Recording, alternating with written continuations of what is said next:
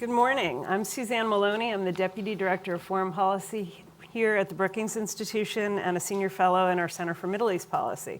I'm really pleased to welcome you here today on such a beautiful Friday morning in late June for a discussion among a phenomenal group of experts on the perennial challenge posed by militia groups to internal stability and regional security in the Middle East and North Africa.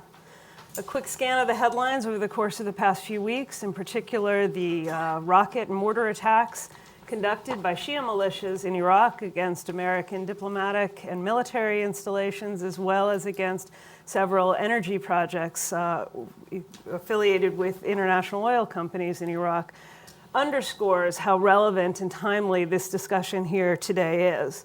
Armed non-state actors have always been an issue in this part of the world. However, in the aftermath of the Arab Spring, the vacuum of state authority and the existential competition for power have contributed to an erosion of sovereignty and an explosion of violence that has enabled militia groups to rise to the fore like never before.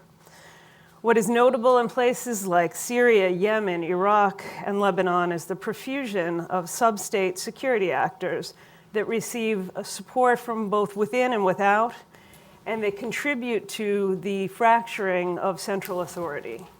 These groups have a profound impact on local stability, internal politics, humanitarian access and economic development, as well as on regional security and geopolitics. In Lebanon, Hezbollah has been at the epicenter of regional rivalries and terrorist activity for decades. In Iraq and Syria, paramilitary groups have mobilized and in some cases remobilized to counter the Islamic State. And together with Hezbollah, these Iraqi militias played a central role in the brutal campaign to preserve Bashar Assad's grip on power in Syria. As territorial control was wrested away from the Islamic State, the political and economic power of the al-Shaabi, the Shia militias in Iraq, has become entrenched and intermingled with the state authority. In Libya, infighting among the country's militias has plunged the country into yet another phase of an awful civil war. I want to introduce my colleagues who will speak to some of these issues. You have their full biographies in front of you. So in the interest of time, I'll offer only a brief snapshot of their deep expertise and experience. To my left, Shadi Hamid, Senior Fellow in our Center for Middle East Policy and the author of a number of books, including Islamic Exceptionalism. Vanda Felbab-Brown, Senior Fellow on our Security and Strategy team, who has similarly authored many books, including most recently The Extinction Market. Vanda and Shadi collaborated along with another colleague, Harold Trinkunis, who's now out at Stanford, to publish Militants, Criminals, and Warlords, The Challenge of Local Governance in the Age of Disorder. You have an opportunity to pick up a copy of that book just outside these doors. We're joined today by Dr. Paul Wise, who is the Richard E. Berman Professor of Child Health and Society at Stanford University. He also has a number of other affiliations at all the relevant centers at Stanford, but it's notable that he brings a really important perspective from a long experience and deep work on child health and the impact of conflict on trauma care in Iraq, Yemen, the Democratic Republic of Congo, and the US-Mexican border. Finally, we're joined today by Ambassador Jeffrey Feltman, who is the John C. Whitehead Visiting Fellow in International Diplomacy here in the Foreign Policy Program at Brookings.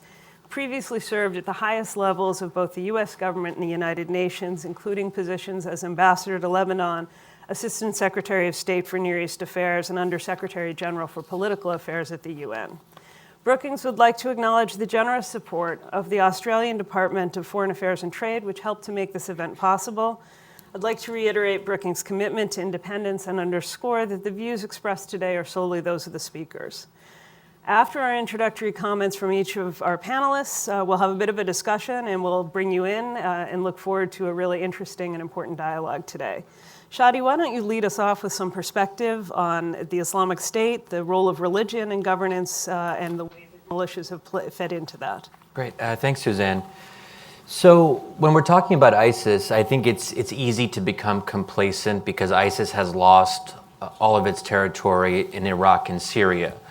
So I think that ISIS hasn't been getting as much attention, and I think to some extent people have moved on. But I would argue that what ISIS represents is more important than ISIS itself, and that's what I want to talk about a bit right now. And ISIS's innovation, at least compared to other terrorist groups like Al-Qaeda, for example, was its focus on governance. And when we talk about ISIS governance, ISIS wasn't merely making things up as it went. They actually set up fairly elaborate legal and institutional structures, and those structures, importantly, were shaped by their religious motivations and beliefs. Now, the obvious disclaimer is that this was a very minoritarian take on Islam, and in my view, as a Muslim myself, a perverted one. But for ISIS itself, I think we have to take their religious commitments seriously, at least those in the leadership, if not necessarily the entirety of the rank and file. Now, when we're talking about the governance structures that ISIS set up, there's a lot to say about those. If you're interested, just a little plug, we do go into a lot of detail in our book, which is, as Suzanne mentioned, available outside. It's really a deep dive into how ISIS actually governed during this specific period of time. I'd also recommend a paper that we have available on the Brookings website by Mara Revkin. It's called The Legal Foundations of the Islamic State. It's probably the single best thing on how religion shaped ISIS governance. So I emphasize this to start because this is in stark contrast to, say, criminal organizations and rebel groups in Latin America, which is a region that also has a lot of violent actors. And some criminal actors in Latin America play governance roles themselves, including in Brazilian favelas, where the state is largely absent, but also in prison-based gangs.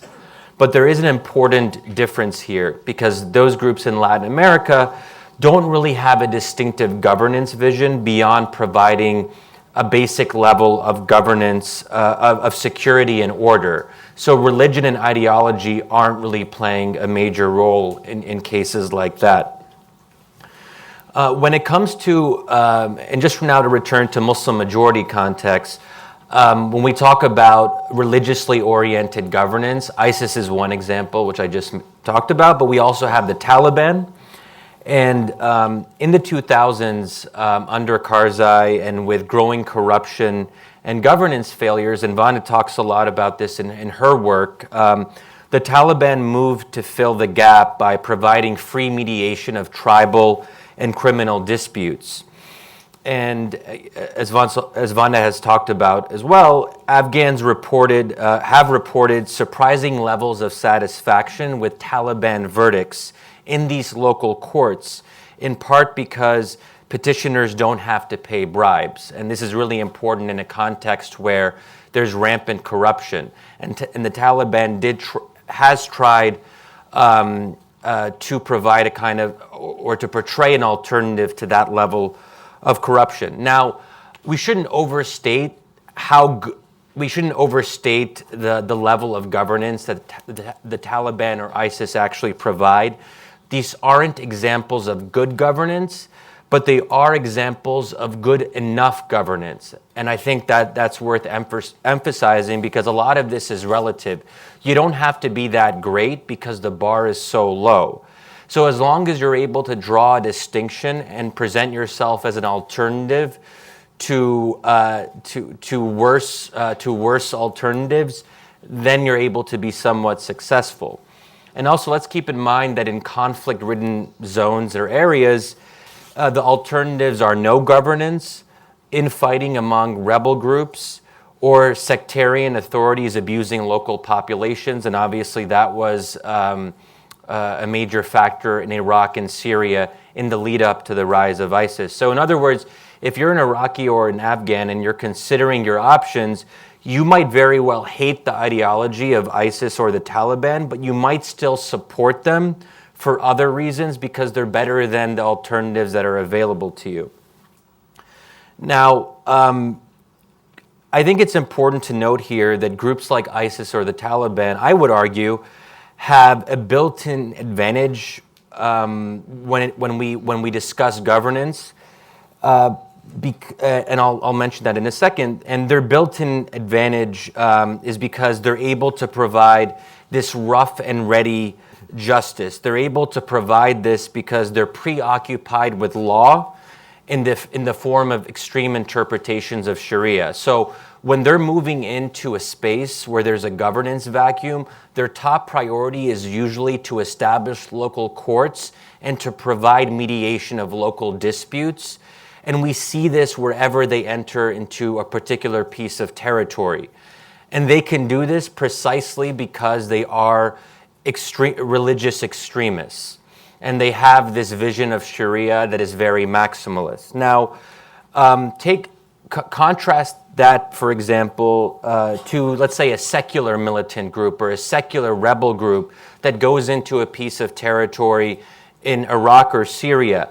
They won't be as successful when it comes to establishing local courts or mediating local disputes because they're not able to draw on a distinctive legal orientation.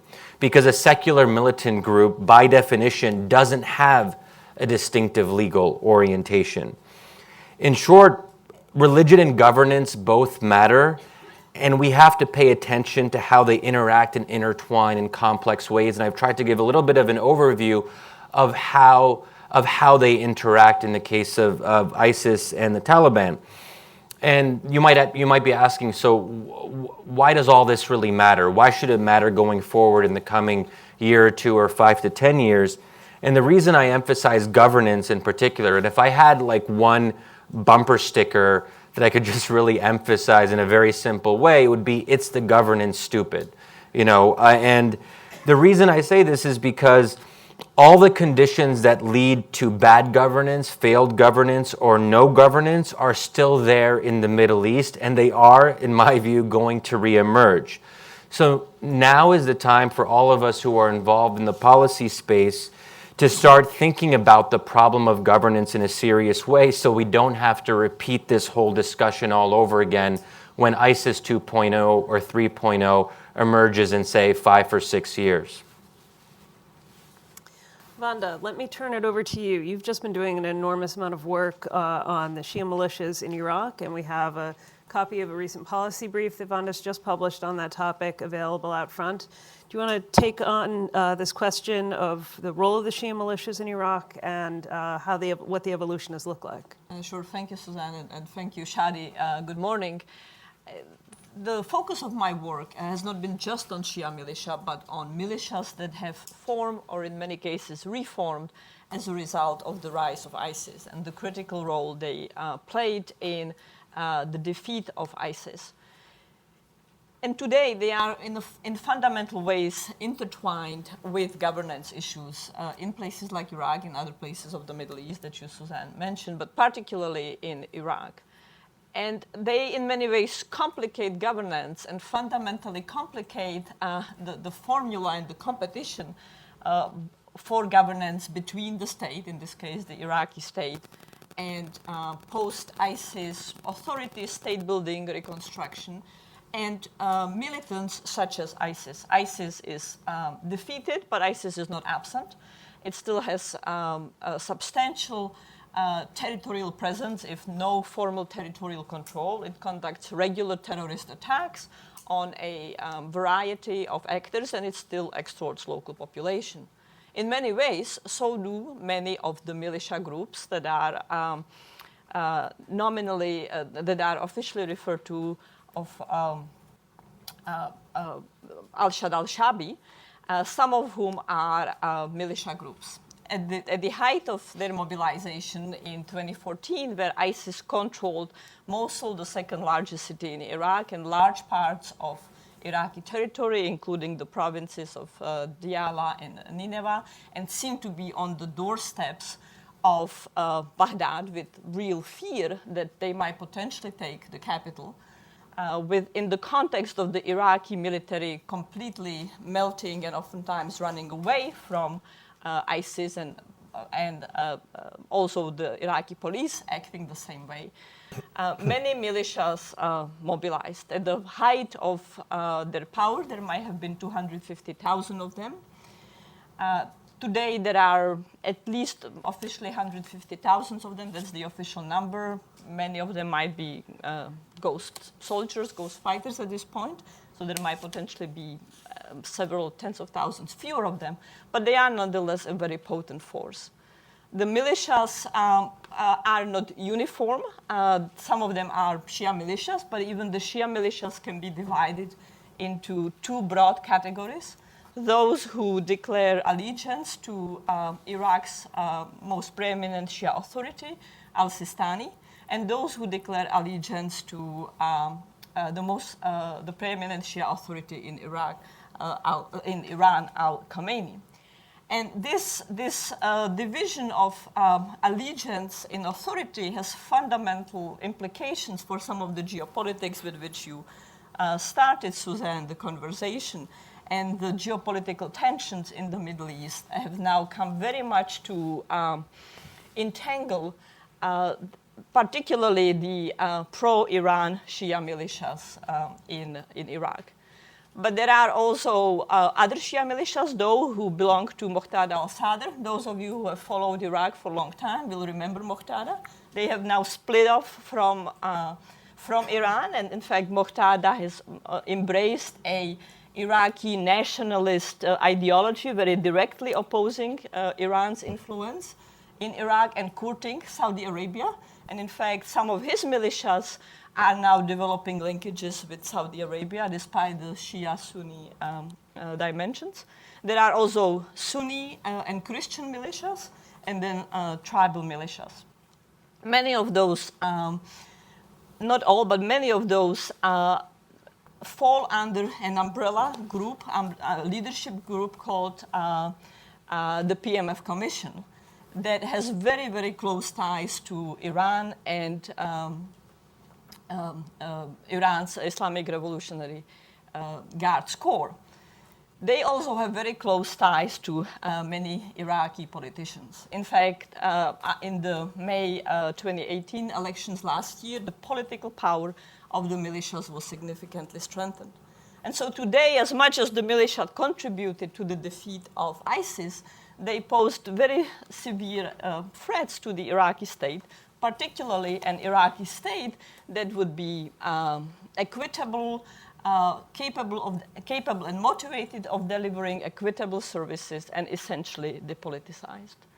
But it would be very naive to think that the militias are simply opposed to the Iraqi state. Many of the core militias, particularly those affiliated with Iran, have deeply permeated the Iraqi state. And politicians associated with them and members of the militias now dominate institutions such as the Ministry of Interior in Iraq, who controls the police, the Ministry of Justice, and they have very significant political representation despite formal laws trying to separate the role of the paramilitaries from the Iraqi state. In fact, there is not so much of a chance that the militias will try to topple the Iraqi state, but rather that they will capture it and significantly distort its vision and its direction. They have enormous street credibility. They are overwhelmingly seen as heroes.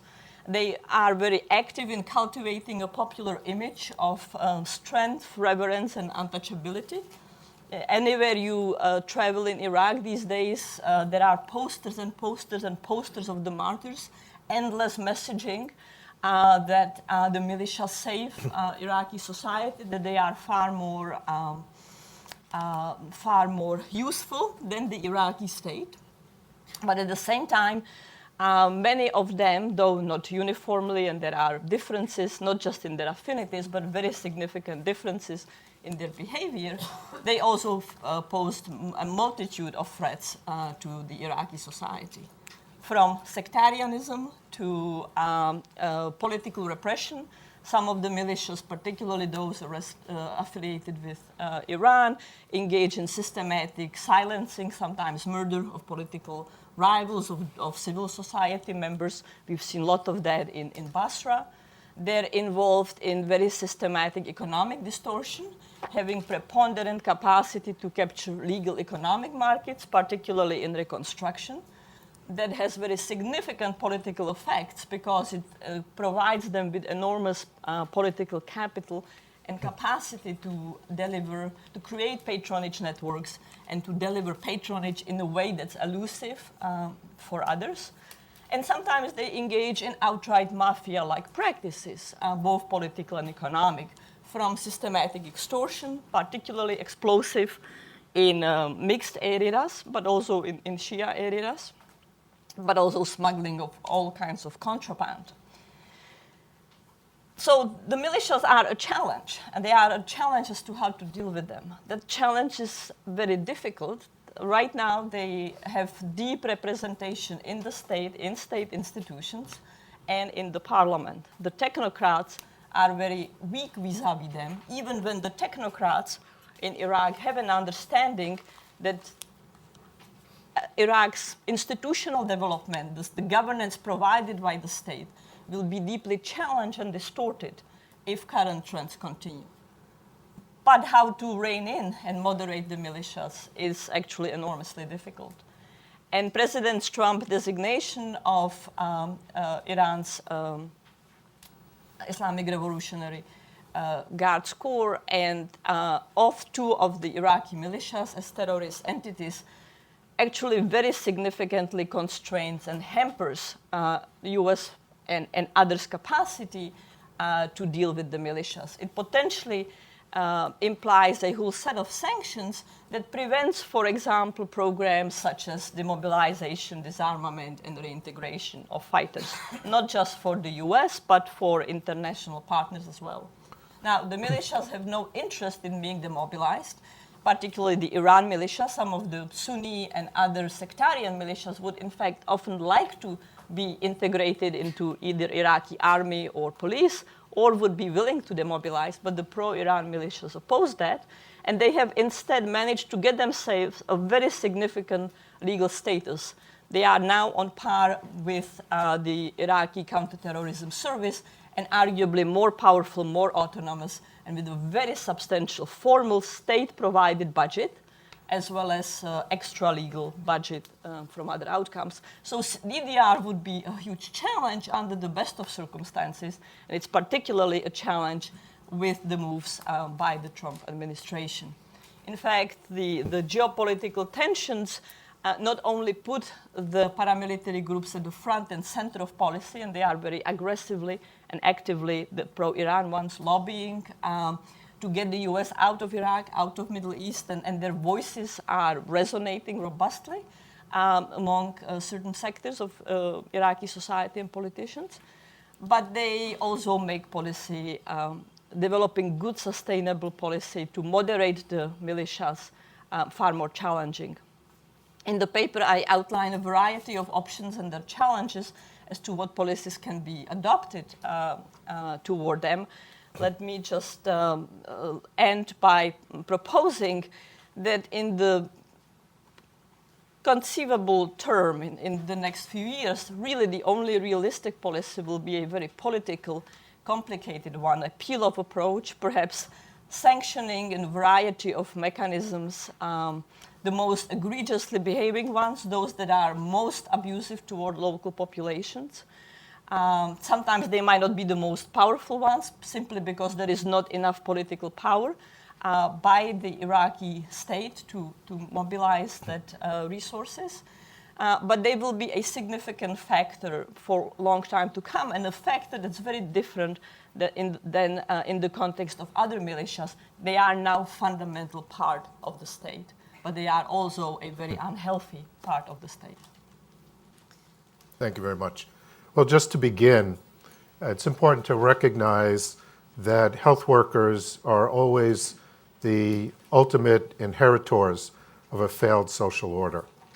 Sooner or later, the destruction of the rule of law, the destruction of the bonds that hold together community life will show up in the clinics, on the wards, or in the morgue.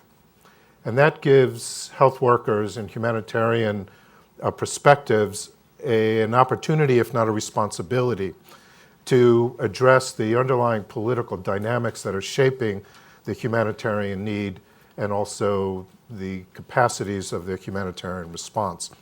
And the proliferation and importance of militias, not only in the Middle East, North Africa, but around the world, are creating new challenges and perhaps new opportunities for humanitarians to respond to the dual tasks of protecting civilian populations and also addressing their needs through the provision of humanitarian and health services in these areas. The proliferation of militia groups and armed non-state actors is increasingly difficult in shaping the capacity to negotiate a humanitarian space in these areas, both in parts of Iraq, but also in Mali and Nigeria and other places. You may have different militias running checkpoints and controlling space and access to communities in need every few miles. And these militias may have their own international affiliations, they may have their own strategies and tactics, and humanitarian workers and organizations will then need to negotiate and understand these strategies and tactics among what can be hundreds of militias operating in a relatively small area. The other thing is that these tactics and strategies, affiliations are dynamic. And that puts a huge burden on humanitarian actors to understand this political space and the dynamics of this political space in ways that really did not exist until relatively recently. So just the proliferation of militias in a very dynamic political environment creating new challenges.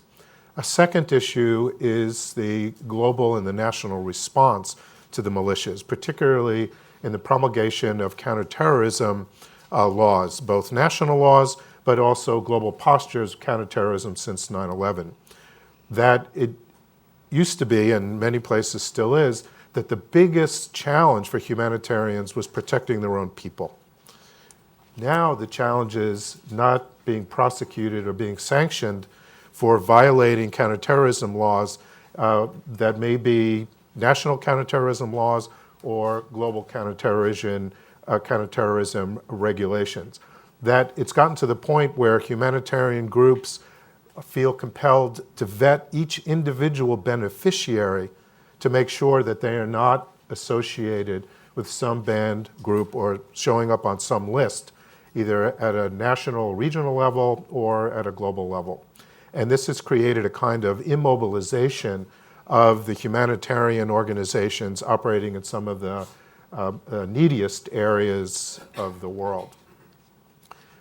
That's fundamental challenge number one, is the changing nature of warfare, combatants, and the global response. There's also another important driver of the current challenges to humanitarian action as it relates to militias.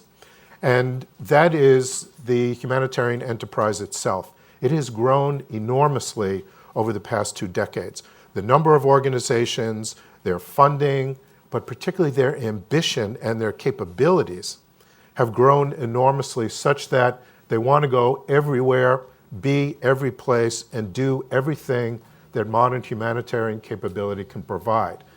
And when you have a changing nature of warfare and combatants colliding with a far more capable and ambitious humanitarian enterprise, you begin to have greater risk for humanitarian workers, their facilities, but also the growth of new kinds of challenges that we haven't faced prior. Let me give you a quick sentinel illustration of how these two things can collide. The Battle of Mosul, one of the worst urban battles since World War II, and generated a large number of civilian casualties. There was no real response that was planned for, put in place prior to the initiation of the retaking of Mosul to take care of civilian trauma patients. The United States, others provided funding to the World Health Organization, do something fast, set up a trauma response. WHO looked, what is the state of the art of dealing with trauma? And they looked to NATO US military medicine, which is get people into care quickly. On the battlefield, deal with hemorrhaging, deal with resuscitation, get them to a stabilization point very quickly within the first hour, which has been called the golden hour for trauma response, and then out to more definitive care quickly. Great. How are you going to do that in the Battle of Mosul? Well, WHO said we want humanitarian medical personnel to be functionally embedded with the counterterrorism service, leading edge of the Iraqi security forces in the Battle of Mosul. Well, Doctors Without Borders, the International Committee of the Red Cross, this is a gross violation of humanitarian principles of neutrality and independence. World Health Organization said, yeah, well, we have to save lives. That's part of our humanitarian principles too. In other words, changes greater capability in the medical world, which placed new burdens on traditional humanitarian strategies. What happened was WHO found humanitarian medical people that were willing to go. They placed them with the CTS, and I was part of a small group that evaluated this response. They did save lives, but there is no consensus to date about how the humanitarian world needs to respond to trauma requirements because of this new medical capability, this new ambitious, more aggressive humanitarian impulse, what we would call a technical imperative to move in a particular direction that is fundamentally incompatible with traditional humanitarian strategies. There's also been the criminalization of humanitarian medical services. In other words, the counterterrorism laws are being applied to doctors who are providing care on an impartial basis, which is part of our medical ethics and also a humanitarian principle of impartiality in the provision of medical services, but being prosecuted because our patients have been associated as enemy fighters or associated with some terrorist group or another. We also see this ambition colliding with the reality of political military space, particularly related to militias in the eastern Congo, where efforts to control Ebola have been undermined by militia activity and insecurity in those areas. I would also raise the question, what happens when we're talking about a peer-peer or peer-near-peer fight? What then happens to levels of casualties, our ability to respond humanitarian concerns? And I know this is mostly a hard security audience and panel, but in a peculiar way, the elevation of humanitarian concerns over the last 20 years has a much larger public presence than it has in the past, such that just recently a strike on Iran was called off either fig leaf or for real because of humanitarian concerns or the perception that this would be disproportionate in terms of lives lost for a strike on Iran. And that when we're talking in the Korean Peninsula, or we're talking about fight in Iran, we're talking about a scale of civilian casualties and combatant casualties that we really haven't seen over the past several decades. And the last point is the geopolitical space and the geopolitical relations that have always been critical to the humanitarian enterprise.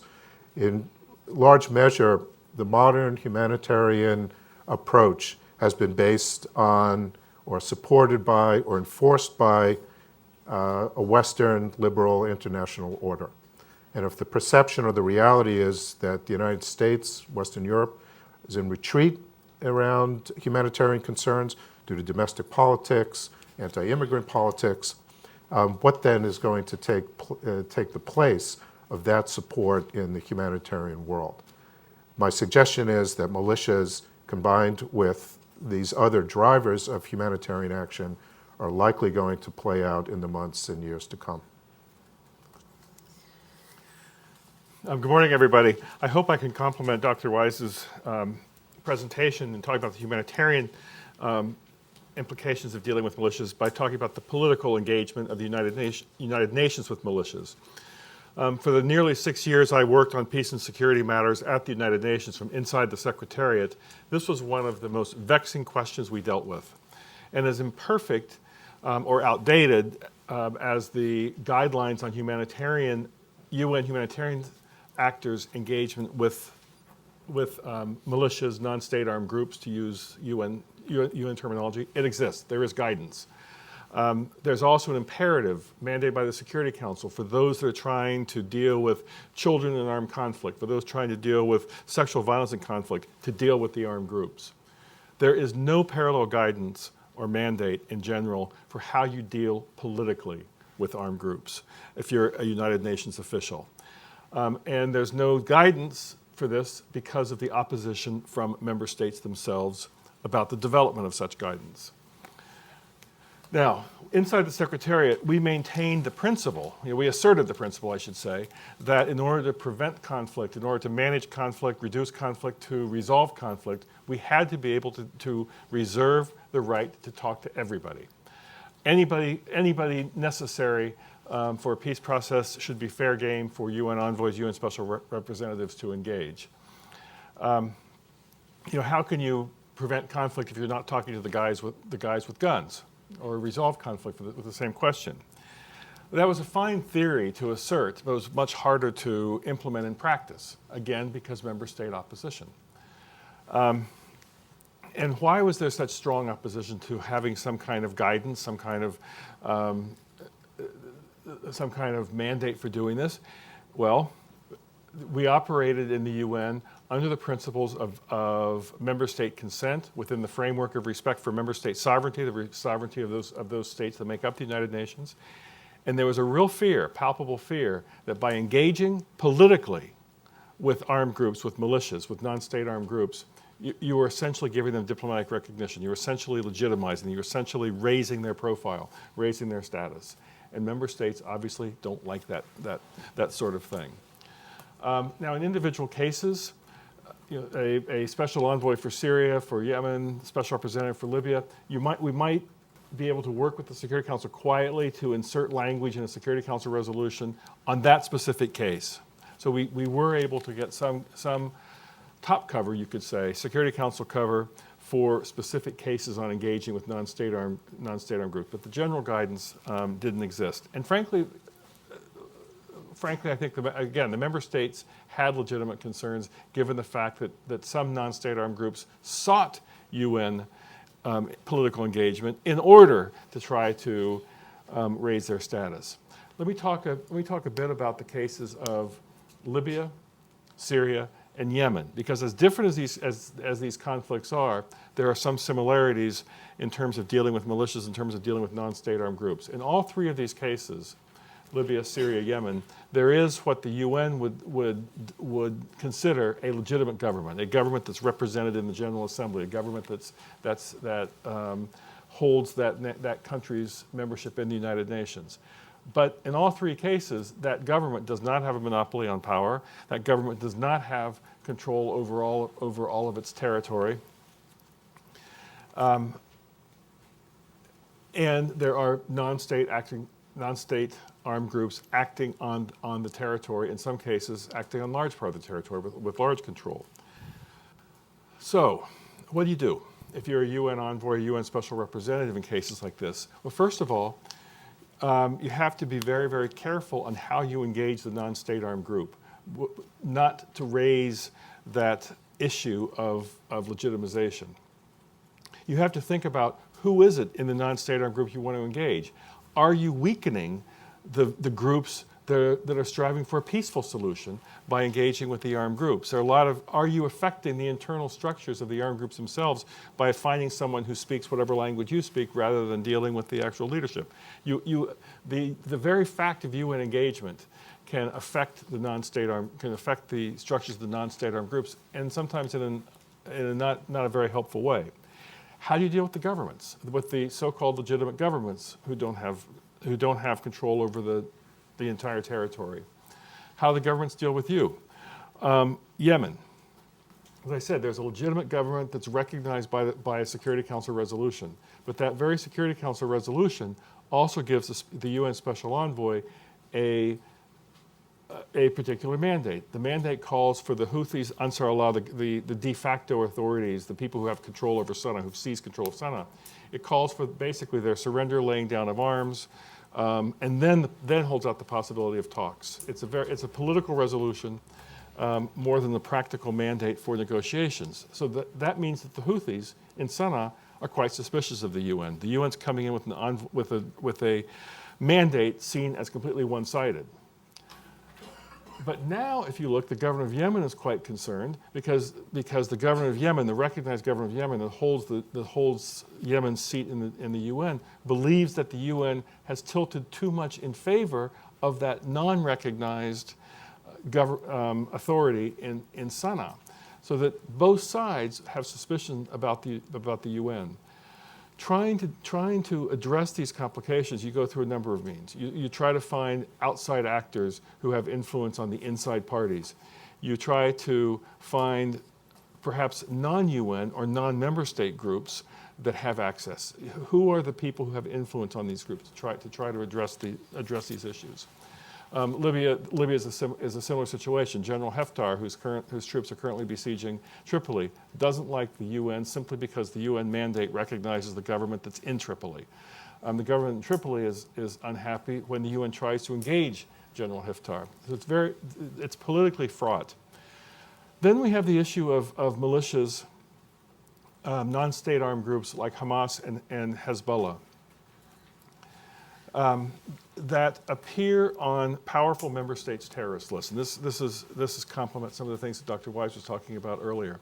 How do you as the United Nations deal with these sorts of groups where the United States considered to be terrorist organizations, but who do not appear on any UN terrorist list? There are actually very few groups that appear on a UN terrorist list. The Security Council has to adopt this, and you can imagine the politics of trying to propose terrorist designations in a polarized Security Council. So Hamas and Hezbollah do not appear on the UN terrorist list. They do appear on the US and other countries' terrorist list. So that's a very discrete negotiating process. The UN does maintain political engagement with these armed groups, but they do it in a very discrete way in order, again, to try to prevent, manage, or resolve conflict.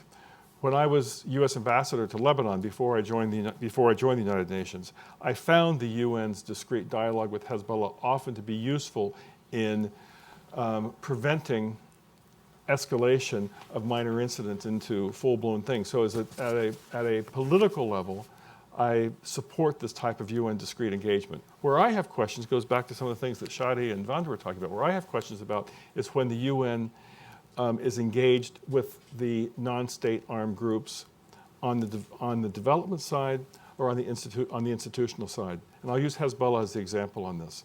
Hezbollah, in a way like some of the Iraqi Shia groups, has managed to, you said permeate, Vanda, I would say infiltrate the Lebanese state institutions while simultaneously expanding its weaponry, its sophistication and its number of its weaponry. So Hezbollah is inside the government, and Hezbollah exercises the power to bring Lebanon into war outside the government. And through intimidation and threat, or through the peculiarities of the Lebanese political system in partnership with some rather obsequious allies that Hezbollah has maintained to cultivate, Hezbollah can block anything that the Lebanese state wants to do, while at the same time preventing any outside scrutiny or any outside veto over its own activities, which again have the question of war and peace. So again, I support the idea of the discrete UN engagement with what the US would consider a terrorist organization, but when the UN, World Bank, or others start dealing with the state institutions under the control of Hezbollah, I question whether that's really strengthening the state the way that some would say. Bottom line is the common sense, is each of these examples of the UN dealing with militias has to be looked at on a case-by-case basis. Has to be considered in the broader conflict, peace and security context. What I will say, contrasting the service I had with the U.S. government with the service I had at the United Nations, is the United Nations does offer a lot more flexibility to their envoys and representatives on the ground to figure out how to do this. The 3,000-mile screwdriver that Washington often exercises over its embassies doesn't really exist in the UN, and I wasn't sure even after 6 years whether that was by design or simply by capacity of the UN. But thank you. Well, thank you. This has been a fantastic start to our discussion, and I'm going to probe some of the points that were raised by the speakers a little bit from here, and then open it up to all of you. So please get your questions ready. Let me start from the place where Shadi actually began, which was this kind of bumper sticker summation of the conditions that enable militias to emerge and thrive, and in some cases even capture state institutions, which is it's the governance stupid. So if it's the governance, what are the policy responses, particularly from Washington, but not necessarily limited to Washington, that can actually create conditions in which militias don't thrive, or in which established militias actually begin to recede in ways that are conducive to the expansion of state authority and state legitimacy? And if you want to start from there, and I'll kind of follow up, but maybe we can all jump in ways that are relevant from the perspectives that you each brought to bear on all of this. Yeah, sure. So it's not just there's governance, and there's also civil war, which we've talked about in the three cases that Jeff mentioned. That civil war empowers these extremist groups in pretty obvious ways. So if you look at the two places where ISIS gained significant territory, they were also the two countries most riddled by civil war, Iraq and Syria, right? So what do we do about it? Now, this is where it gets complicated, and as Dr. Weiss said, the U.S. and many others are in retreat. There is a different international context now where the U.S. doesn't seem particularly interested in playing a leadership role. The problem with dealing with governance questions, it requires a lot of local knowledge, and it requires a lot of engagement, and it requires you to just be significantly more involved than we currently are. And even the Obama administration had trouble with this, and the Obama administration was one that was suspicious of long-term commitments of any sort in the Middle East, and of just getting bogged down in these conflicts, which I think from the Obama administration standpoint, they saw as being just very messy and difficult and a time suck and all of that, right? So if I had to kind of lay out policy recommendations on this, it would require a different starting premise of an American administration that was willing to rethink its entire approach in the Middle East. And as far as I can tell, there isn't a lot of stomach for this. So I hope that will change in the future. And it also involves things that we've also moved away from, like support for democracy and political reform.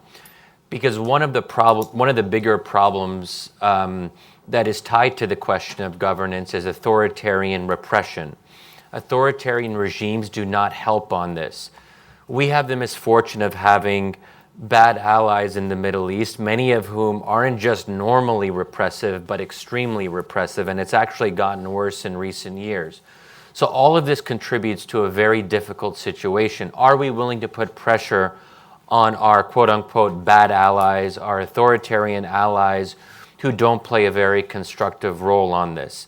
And we also shouldn't be outsourcing development and reconstruction to countries that have a bad record on political reform and repression. So I don't want to see personally Saudi Arabia really getting too much in the business of post-conflict reconstruction for many reasons. So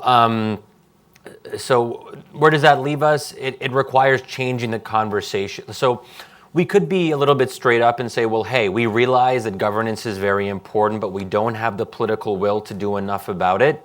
Tough, we're going to have to accept the consequences. That would actually be a more intellectually honest way of addressing it. The other choice is to kind of try to shift the conversation in DC, even if it doesn't happen in 2020, but perhaps in subsequent terms, where we can rebuild a willingness to engage on this deeper level. Picking up on the notion of intellectual and policy honesty, the difficulty with militias is not that they simply arise in the absence of an effective state, with ISIS being on the doorsteps. They are often embraced, cultivated by the state and by outside actors. So Shadi brought in a conversation about Afghanistan. It's true about other places. The United States systematically embraced, cultivated paramilitary forces with the short-term objective of killing more of the Taliban as a mechanism of accomplishing its counterterrorism objectives. Embracing the militias, just like embracing warlords, created very significant political repercussions, but it also set up conditions where the state would systematically be both conditioned to not be averse to militias, but also state systematically weakened to deal with the militias. So, in any contemplation of policy, I would say there is a real need to focus on the original sin. The moment anyone, the state itself, or outside actors go for militias because of the short-term goal, they are unleashing a long-term set of consequences that are excruciatingly difficult to roll back.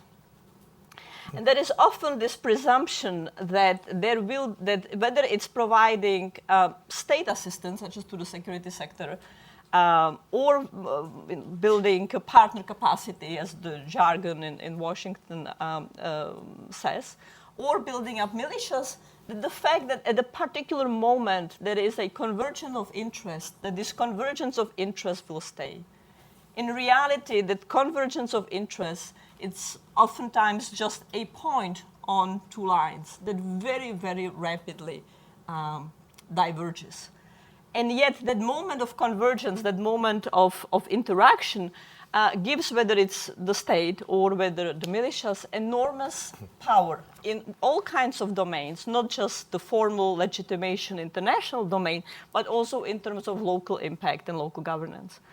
Now, we can be far more sophisticated with the United States policy, perhaps UN policy, in how we deal with it. And Jeff, lots of your comments about discrete, much less visible engagement is a first start. There is tremendous political effect and political empowerment of US military counterterrorism forces going to an Afghan warlord and putting their hands around that warlord, the local governor, and saying, you are our partner. And then impact lasts for a long time. And oftentimes that impacts come with severe abuses of governance and structures, how governance develops. I would also endorse the notion that that Shadi implied, that the state-building project, really not nation-building project, it's a wrong language that's systematically used, that the state-building project is a fundamentally political one. And it requires the willingness, intelligence, wherewithal, and time to get one's hands dirty. It's about a lot of political choices back and forth. It's a very sloppy, very unpleasant, very non-linear process frequently. And it is really about playing the political game. As long as we stay with the notion that the outside world, the US, other actors can provide institutional building capacity that's somehow neutral or non-political, we'll be constantly failing and we'll be constantly struggling. And then applies that dealing with the militias, with the paramilitary forces, might actually involve quite a bit of engagement. The question is how one engages, not just in the visibility, but also how one is willing to provide certain level of incentives and other kind of punishments. And not very blunt punishments like designations, like on the terrorist list, which oftentimes create long-term, years and decades-long problematic policies. Still today in Colombia, where the government has negotiated a deal with a peace deal with the FARC, and there is a robust effort to prevent conflict, the US cannot even buy the FARC a cup of coffee. Even though there is a peace deal, even though the FARC is now part of the political process, because they were designated at one point as a terrorist group, any kind of US dollar material assistance, as much as a cup of coffee, still continues to be illegal in the case of FARC in Colombia. And we see the same situation in Somalia, in Nigeria, for that matter with the designations in Iraq. In my view, those policies are deeply counterproductive to both state building and US interest. So I would posit that a lot of engagement and that scope for engagement is needed, but that engagement needs to be about not eliminating or removing these groups, but perhaps eliminating the most egregious ones and shaping the behavior of the others toward less perniciousness, toward less abuses, toward greater, if not perfect, alignment with U.S. interests. Would you like to go? No, go ahead. Okay. Well, I'd build on this conversation, and particularly Shadi's reminder that it's about governance, stupid. From my perspective, it's about governance for what, stupid? We've been talking about the control of violence, which is, of course, central, fundamental. But for humanitarian, particularly humanitarian health, each intervention, each health intervention places a different burden on governance. Immunization places a different burden on governance than maternal mortality reduction or Ebola surveillance and control. So we're talking about strategic governance, that there are abilities to negotiate access with militias or with states to provide immunizations that may be a very different negotiation than building facilities able to do cesarean sections crucial to reducing maternal mortality. So while the political conversation, rightly so, may be dominated by the control of violence and the political parameters and constraints on the use of force, that humanitarian activities may be seeking these strategic components of governance that may be crucial to improving the health and well-being of communities in need that may not rise to the level or have anything much to do with the kinds of governance infrastructure that may be required for security and for political movement in a constructive direction. On this question of governance, I was thinking about some of the examples that we've all raised, and and Von and Shadi, I'm sort of curious on one aspect of this. Shadi, you talked about good enough governance, and when I look at the history of Hezbollah, yes, it was an Iranian-created subsidiary, but Hezbollah was able to put down such strong local popular roots because Hezbollah was appealing to a part of the Lebanese population that had been neglected, that had been despised, that had been subjected to corrupt institutions and so forth. So the good enough government applies to that case. If you look at ISIS and Mosul, I think you made a strong case. I won't repeat it. If you look at the Houthis in Yemen, you could make a case that they were neglected, despised for years, and try to take matters into their own hands with a combination of good enough government and so forth. But the Shia militias of Iraq, that looks to me to be a somewhat different case because the Shia majority in Iraq had the prime ministry, had a significant role in parliament and other institutions. Is this a different type of example? Well, I would just say that the Shia militias are not uniform. There are multiple groups, but very broadly and crudely, one can say they are the shrine militias, those affiliated with al-Sistani, whose primary purpose of existence is to protect the shrines and the Shia population. And then there are the pro-Iran groups that have existed, many of them since the 1980s, battled Saddam in various incarnations, and continue to be very prominent, often sectarian and often pernicious features of the political space in Iraq. So the shrine militias often do deliver all kinds of humanitarian and governance services in ways that are very welcome, and they tend to be quite moderated in things like extortion. They receive large donations from the community to start with because of their popularity. They don't need to extort. So they do have significant political capital, and they do provide governance functions that the Iraqi government is not providing adequately, but they don't have political ambitions. The pro-Iran groups are the trickiest ones because they do deliver some governance, oftentimes, and there is competition also between them and Sadr no longer is a pro-Iran actor. So they deliver all kinds of governance, but often that governance is heavily interlaced with extortion and oppression. That's not very different than with what happens with other groups, and they're much less receptive in balancing that extortion and calibrating the violence with the governance. But in other cases, like in Basra, they're failing fundamentally, and Basra is an enormously unfortunate place, saw very significant humanitarian suffering last year in the summer, and lots of political instability, and we're heading into that same summer in Basra with lack of access to clean water, massive spread of infectious diseases, really quite catastrophic conditions this summer.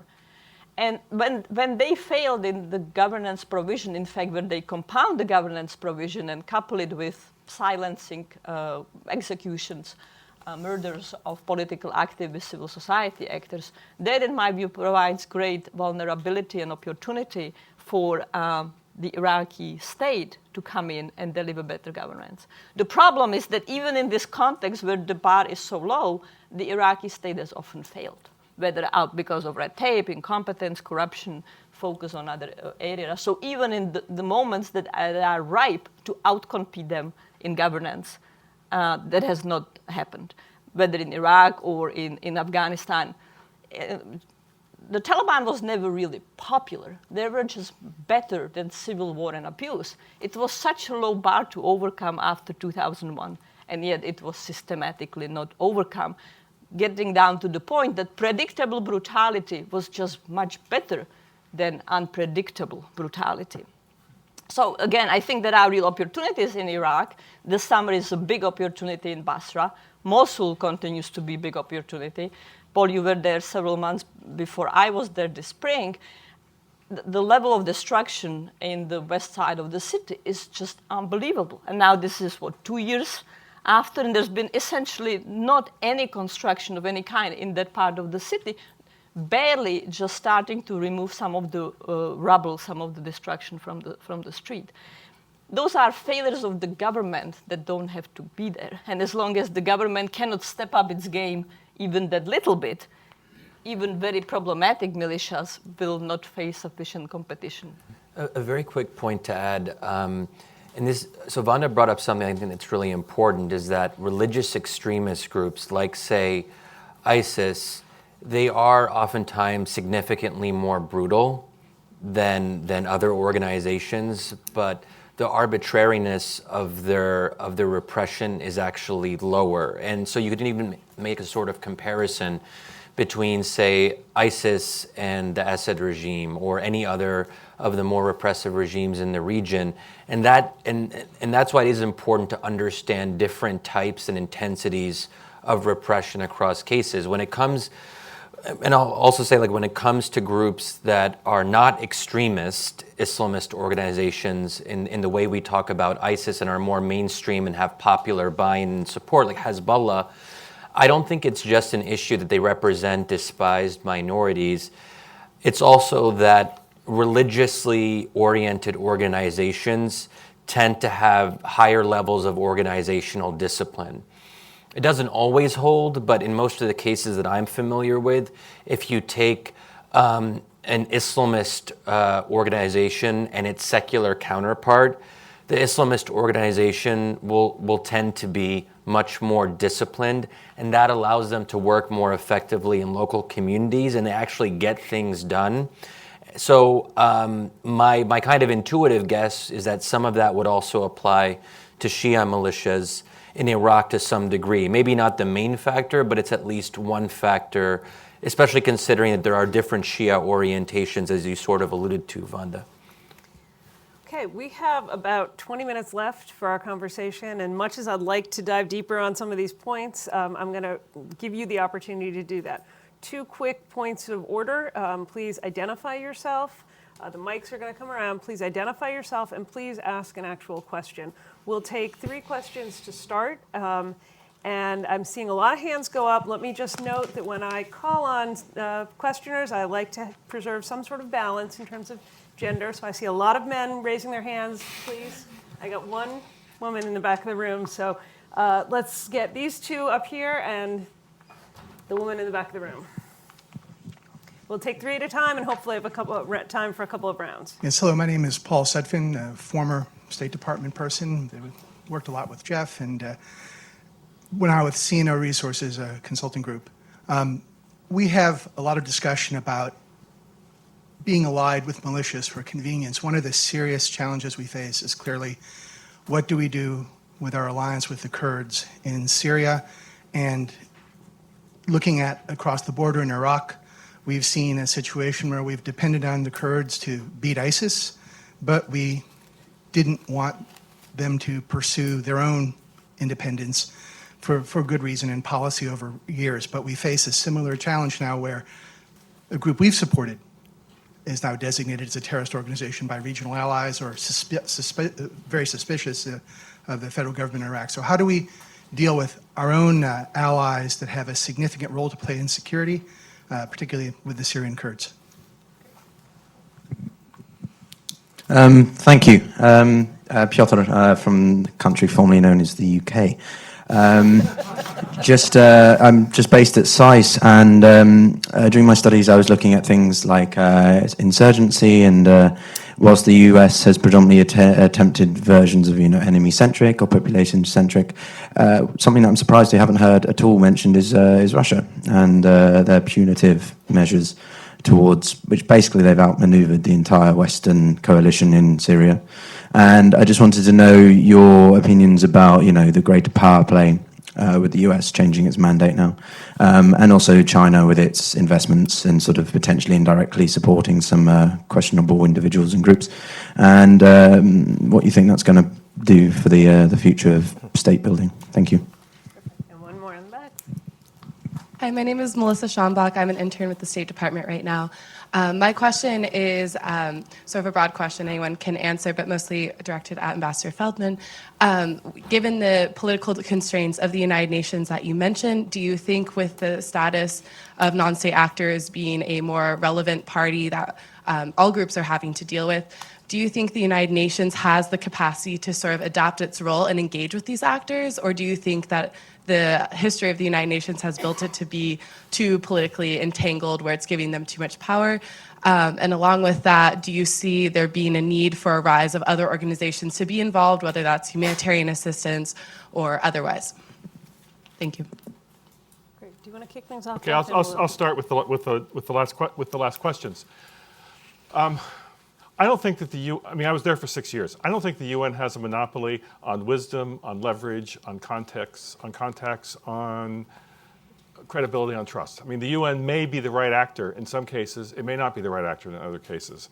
If we're talking about mediation, facilitation on the political level, I think you need to find the actor who has the ability to influence those that can take a country to war or bring it back to peace. And it may not be the UN.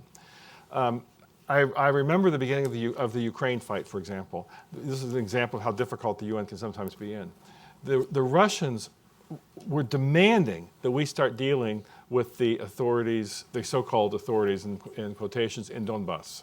And of course, Kiev, which holds the seat at the United Nations, and was in fact then on the Security Council, and the United States and Western European allies, of course, would be loath to have the UN deal with any actors in the East that looked like we were legitimizing separatism. So that sort of shows you the complication. Other actors may be able to have some kind of political facilitation in a situation like that because it doesn't convey statehood in the same way that the UN does. Now, in the case of Ukraine, it was solved when OSCE got the lead and the UN was absolved with this. However, the humanitarian actors in the UN do deal with them for the reason I said before. It's political engagement that's controversial. It's not humanitarian engagement that tends to be less controversial, not free of controversy. In other cases, the UN might be the actor that provides the confidence. In the Colombia peace process that Vanda mentioned, the UN was not engaged at the beginning of this, but as the Havana talks proceeded, it became clear that there needed to be some kind of official confidence-building organization, and the FARC and the government together invited the UN to join the process because the UN had the type of legitimacy. So I think it's a case-by-case basis. In terms of inventing new organizations, there is a wealth of mediation organizations compared to, say, 20 or 30 years ago. You know, there's a lot of non-governmental, non-UN actors who can play a mediation facilitation role, plus a lot of regional and sub-regional organizations. The African Union, the Economic Community of West Africa states have developed their own capacities for conflict prevention mediation. So there's a bigger menu of potential actors now than there used to be, which I think is all to the good. The problem is in the Middle East, those institutions don't really exist in the same way they do in Africa and in other parts of the world. So I think there is still room in the Middle East that we're discussing for more for other organizations to play a role when it's not appropriate or politically fraught for the UN to do so. Want to go? I'll go last. I'll start with the question on China, Russia, and state building. And yes, it is true that Russia in particular has succeeded in particular contexts, most visibly and importantly Syria, and certainly the situation in Ukraine is not diverging from Russia's preferences, let's put it that way. But I don't believe that either of countries, either China or Russia, have particular wisdom either on how to handle their militias or on state building. They have been successful because they have been able to rely on brute force in a way that the United States is restrained from and should be restrained from. That's part of our core values of who we are. We should not simply unleash the might of formal or informal military power. But I don't believe that Russia will be particularly effective in advising the Syrian government, Assad, or for that matter, the government in Venezuela, as to how to develop state building that is sustainable. So Russia has bought the regimes that it likes, a lot more power, but it's power that's centering on very narrow space. Take Maduro and the catastrophic humanitarian situation there. Maduro is not going away anytime soon, unfortunately, but there is also no prospect that Maduro and the order that Russia is helping to foster is any kind of order and it's sustainable. And both Russia and China's policies toward militias and their proxies has brought them into often a lot of difficulties, and particularly China. Just want to spend a little bit of time talking about China and Africa. There is very much this sense that China has a better model because it's asking for no accountability in Africa, because it's allowing governments to do whatever they want.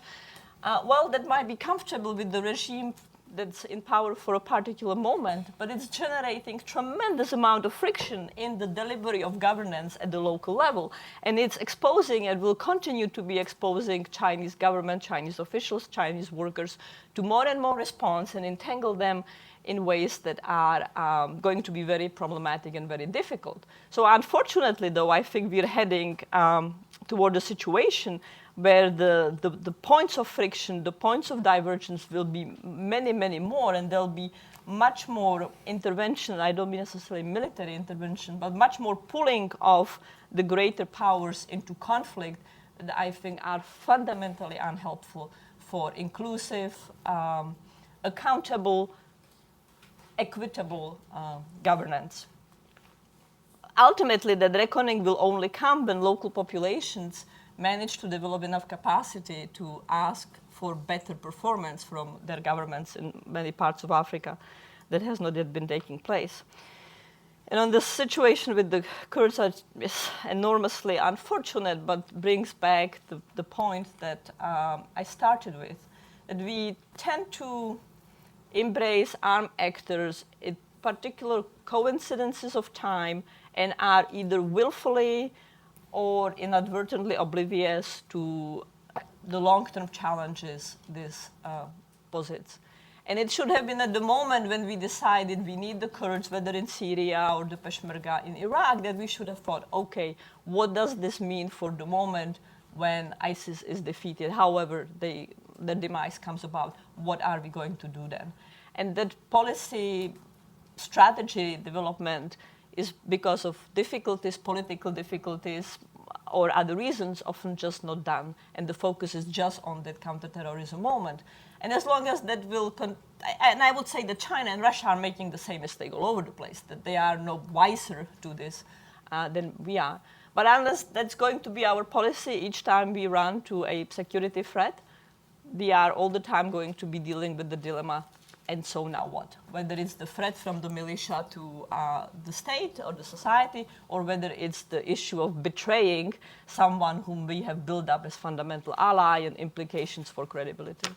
Just a brief note on the second question that, Russia, especially after its 2015 intervention, it wasn't just a military intervention, but they were also shaping the discourse around how to deal with different militant groups. So they were saying that pretty much everyone was tied to al-Qaeda or what was then Jabhat al-Sham in one way or another, and they essentially tried to delegitimize the entire opposition or rebel space, and I think they were quite effective in shaping that discourse. And I remember, talking to folks at the State Department, Defense Department, and elsewhere, there was a lot of time wasted on having these tortured discussions about whether or not we should engage with, say, Ahrar al-Sham. Ahrar al-Sham was not designated, so I think as Vanda and others have been saying, the very egregious organizations, let's stay away from them. But here's one that wasn't even on the terrorist list. It might have been bad and ideologically problematic and all of that, but we had to spend a lot of time having a debate about whether or not to even engage with them. So I think that we on the American side fall into this quite a bit, and it gets to something that's come up time and time again in this conversation of how do we deal with bad but not entirely egregious or not the worst militant group. So we put ISIS in a little category on its own. I don't think anyone would realistically talk about engaging or having some diplomatic initiative with ISIS, but most groups are not like ISIS. Just a quick response on the role of Russia, China, which is very much important to crafting the future of humanitarian activities. State support for humanitarian action is always a reflection of the state's exercise of power. And if indeed we see a retreat of Western Europe and the United States in supporting the infrastructure of humanitarian norms and activities in much of the world, who's going to fill the vacuum that's created? China has had a particular posture and stance on humanitarian action and response to civil conflict for some time. However, the growth of China's global economic interests, coupled with its growth of its military capability, may in fact suggest, and in fact the signals are, that the humanitarian approach of China is very much in flux. And we may see a different type of Chinese approach to humanitarian action, support for humanitarianism, than we've seen in the past. What that looks like is likely to be very different than what the United States and Western Europe has supported. But it seems likely that China's changing position and its emerging role in shaping humanitarian response throughout the world will continue to grow over the next few years. I think we have time for two more quick questions, very quick, and hopefully quick answers from our audience. So let me move to this side of the room. There look like two side by side right here, or almost side by side. Thank you so much. My name is Lee Tucker, and I'm with the State Department. My question comes from glancing down at Vanda's paper on the al-Shaabi. This whole conversation and many of the conversations we have on this topic tend to be from the top-down political level. How do we talk to or about these groups? What has given them rise to power? How are they providing governance and why? But a lot of times I think we tend to forget that these groups are also consumers of governance and that there are rank and file masses of people that give these groups a lot of their popular power too. So my question to the panel is, what are some of your recommendations for policies, but also things that we could do in terms of programs or activities that are thinking more about individuals who belong to these groups and their role and the communities that they play? I'm Quinn Rask. I'm a recent Mald graduate from Fletcher. My question is about the role that this kind of reforms in governance play in, especially looking at the kind of sectarian spoil systems in Iraq and Lebanon, and how you address the fundamental challenges that those pose and the kind of incentives they create for the emergence of these militias without destabilizing the system that these sectarian spoils systems perpetuate. Great. We will go across panel. You can respond to those two questions, make any final points, but we should keep it quick because we'd like to end somewhere close to on time. And with apologies to all those of you who would like to pose questions, there's a lot of material out front. Our folks are very engaged online, so hope you can continue the conversation after today. But start with Shadi. Maybe just a very quick response to the second question. So the overly sectarian nature of the Iraqi government, but also just Iraqi political competition, although I think it has decreased somewhat in light of the last election. But I don't think you can entirely undo that. I mean, these are societies that are deeply divided. Citizens disagree on foundational questions about the role of religion in public life, about how to view the other sect, about how to distribute power between sects, so on and so forth. Some of that, I think, was exacerbated by the way the political system was designed, and then there can be a broader debate about, in the founding moment of, say, a new political system, how should constitutional frameworks be developed to minimize the sectarian spoil system. I think the tendency has been well, we'll just divide things up and make sure each sect has a particular piece of the pie, but that just reifies sectarian divides. That said, the other alternatives don't always work very well either. But I would say that as much as we want to be critical of the Iraqi system, when people ask me what the bright spots, well, the relative bright spots in the region are, I mean, Tunisia is the obvious one, and that's like the only actual bright spot. But then I tend to say that Lebanon and Iraq are the other two that are at least somewhat positive because they do have democratic competition. They do respect a certain level of political freedom. And there actually seems to be hope because those political processes are in place and people then can negotiate within those political processes. And I would actually say like Lebanon's probably the most successful failed state in modern history as far as I can tell. So I mean, it's good to kind of keep those things in perspective. Well, I'll pick up with the questions on individual members of militia groups, paramilitary groups as consumers of governance. In many ways, that is the most immediate entry point in place like Iraq, and there certainly has been interest and efforts to have some DDR-like initiatives that would focus on individual fighters. The problem is that they have been squashed very vehemently by the PMF Commission that's very acutely focused on not losing rank-and-file membership. That applies particularly to the pro-Iran group. In the case of the Shrine militias, many of their fighters have actually disbanded on their own without state assistance. Part of the opportunities, and part of what I was trying to say is that as long as economic opportunities are simply linked to the militias, such as militias have very prominent role in reconstruction, the most obvious economic activity, we are constantly setting up a system where even the individual preferences will be aligned with the group preferences. So the more that can be done to create economic and political space that is separate from the paramilitary political structure, the more we are enabling at least the movement of individuals and hopefully shaping their allegiances away from the paramilitary groups and toward a state that is a more inclusive, more neutral, less captured state. But I also do want to add and on a bright note. you know, my time in Mosul was a very challenging time, both in terms of the destruction that was there, some of the conversations with people in the IDP camps, those that were wives, ex-wives, widows of ISIS fighters.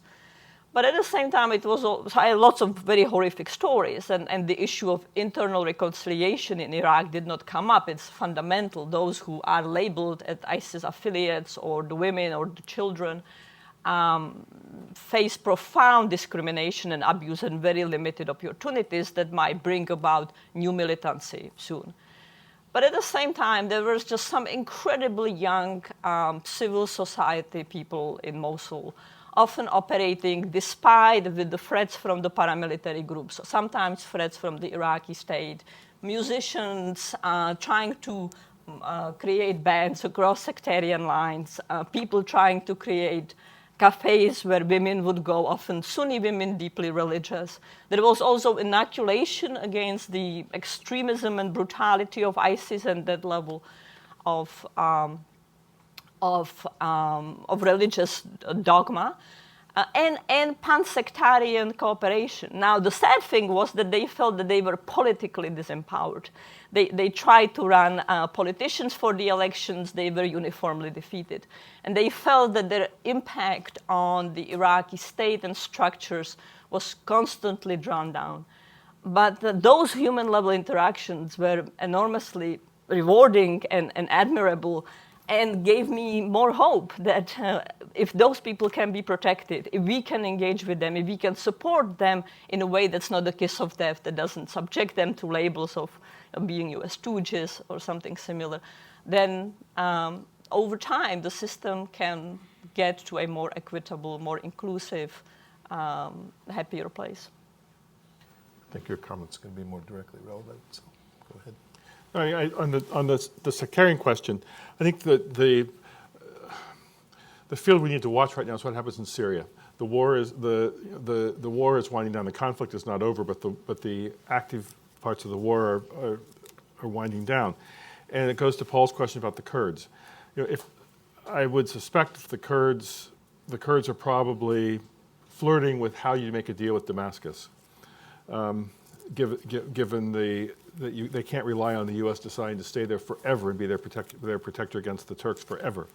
But Damascus has been very clear that they don't want the Lebanon model. They don't want to see something emerge with like even the Iraqi model. So will the Kurds in Damascus be able to come up with something that would satisfy the Kurdish, the Syrian Kurdish desire for some sort of recognition of a special status, something less than Iraqi Kurdistan, but that would fit with Damascus's idea of a so-called non-sectarian state? I don't know. I think this is going to be a really interesting space to watch to see how this develops. In the interest of time, I totally agree with everything my colleagues just said. Well, please join me in thanking our panelists for just a very terrific discussion. Thanks for watching. Be sure to like and subscribe for more videos from Brookings.